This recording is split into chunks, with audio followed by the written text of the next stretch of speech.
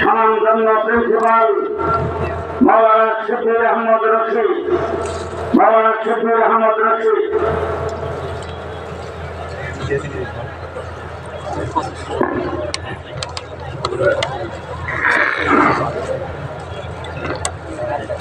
السلام عليكم ورحمة الله وبركاته. الحمد لله رب العالمين والصلاة والسلام على رسوله الكريم أما بعد. আমি বলছি সময় খুবই সংকীর্ণ,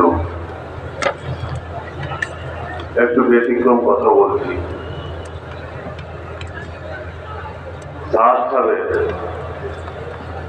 ভ্রান্ত ধারণা সম্বন্ধে সর্বপ্রথম কিশোরগঞ্জ শহীদ মসজিদে আল্লামা আজহার আলী আহমদ শাহ রহমতুল্লাহ আলাইহি কথা বলেন, তারপরে সারা বাংলাদেশে সঞ্চার হয়।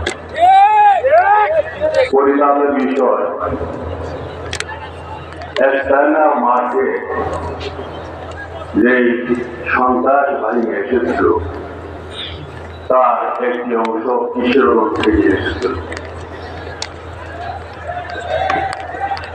কিশোরগঞ্জ এমন একটি জায়গা, আল্লামা আজহার আলী রহমতুল্লাহ আলাইহি এই ভূমিতে এমন কিছু কাজ করে গেছেন যা বাংলাদেশের সমস্ত উলামায়ে কেরাম স্মরণ রাখতে হবে। শহীদের বিনিময়ে শহীদ মসজিদের নাম হয়েছে। শহীদ আরমানের কারণে কিশোরগঞ্জ এর নাম সারা বাংলাদেশের মধ্যে ছড়িয়েছে।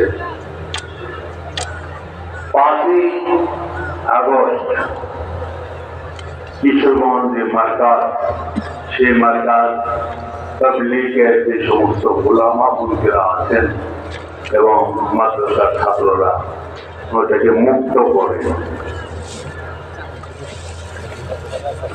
শ্রাবণী যারা ছিল 5 তারিখে তাদের থেকে মুক্ত করা হয়, কিন্তু তারপর থেকে এ পর্যন্ত এমন জ্বালাতনে আমি আছি, কিশোরগঞ্জের পাবলিকের সবাই এমন জ্বালাতনে আছেন যে ডিসি আর্মি সহ তারা সর্বদাই পিছনে লাগা আছে যে বৈষম্য করতে হবে।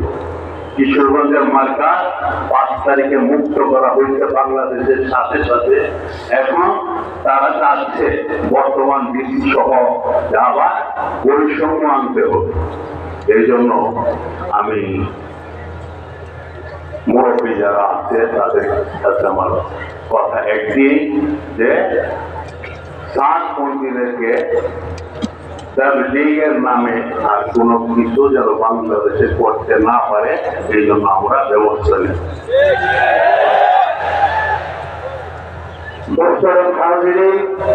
এই পর্যায়ে বক্তব্য রাখবেন ভোলা জেলার বিশিষ্ট আলেম, মুরব্বী আলেম হযরত মাওলানা আনাস দামাত বারাকাতুহু।